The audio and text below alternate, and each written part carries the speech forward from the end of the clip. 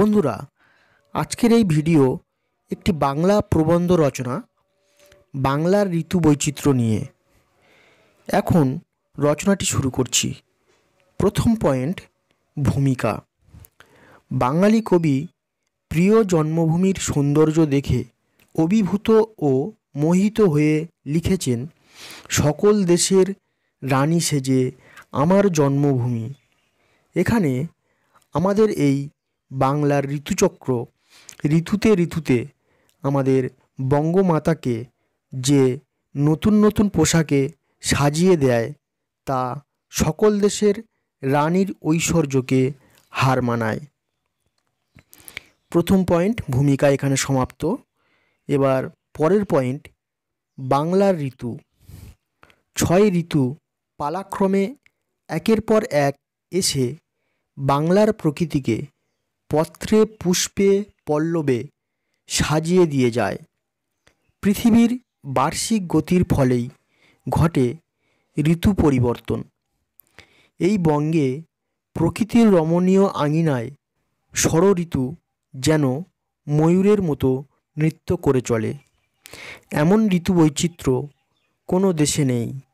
তাই কবি বলেছেন, এমন দেশটি কোথাও খুঁজে পাবে না কো তুমি। নেক্সট পয়েন্ট, গ্রীষ্মের দাবদাহ।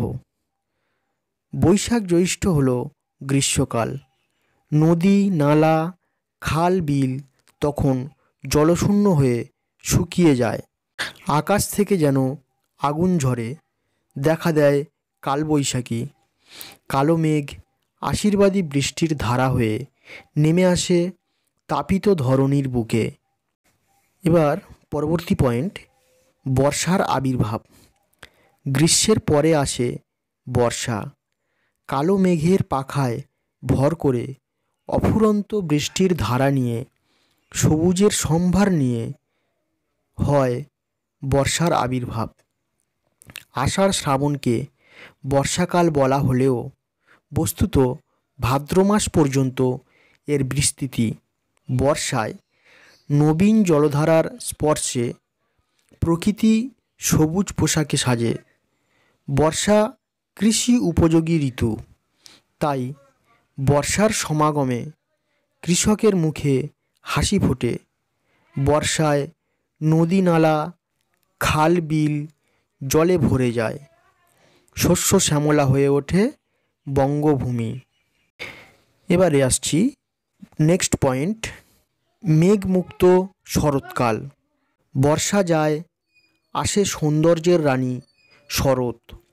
ভাদ্র আশ্বিন 2 মাস শরৎকাল। আকাশ থাকে মেঘমুক্ত।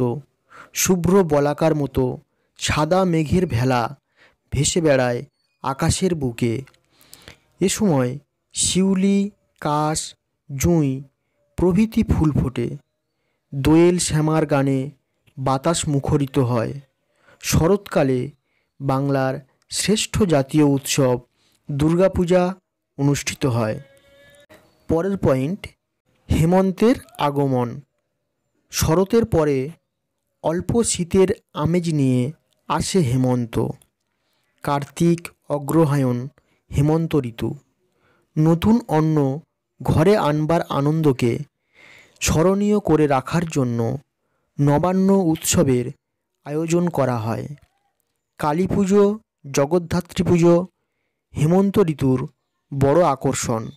এবার পরের পয়েন্ট, রুক্ষ শুষ্ক শীতকাল। হেমন্তের হাত ধরে আসে শীতকাল।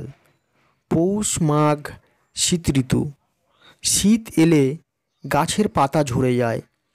প্রকৃতি তখন রিক্ততার শিকার হয়ে পড়ে।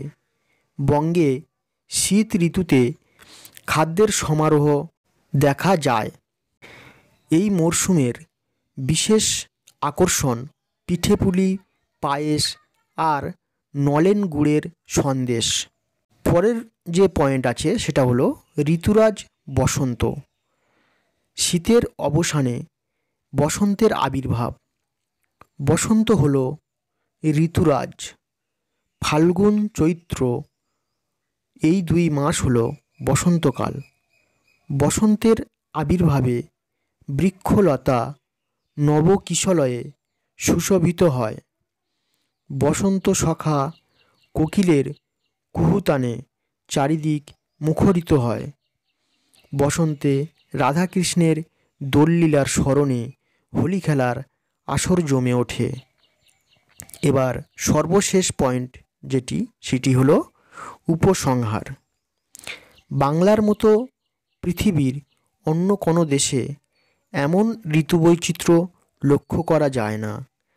বাঙালির হৃদয়কে প্রভাবিত করে এই ঋতু বৈচিত্র্য। প্রতিটি ঋতু স্বতন্ত্র বৈশিষ্ট্য নিয়ে হাজির হয় বাঙালির কাছে। প্রতিটি ঋতুই নিয়ে আসে কোনো না কোনো উৎসব। এই উৎসবগুলি প্রকৃতি ও মানুষের মধ্যে একাত্মবোধ প্রদান করে। তাহলে বন্ধুরা, ভিডিওটা তোমাদের কেমন লাগলো কমেন্ট করে আমাকে জানাবে। আর যদি তোমাদের ভিডিওটা ভালো লেগে থাকে তাহলে ভিডিওতে একটা লাইক দেবে।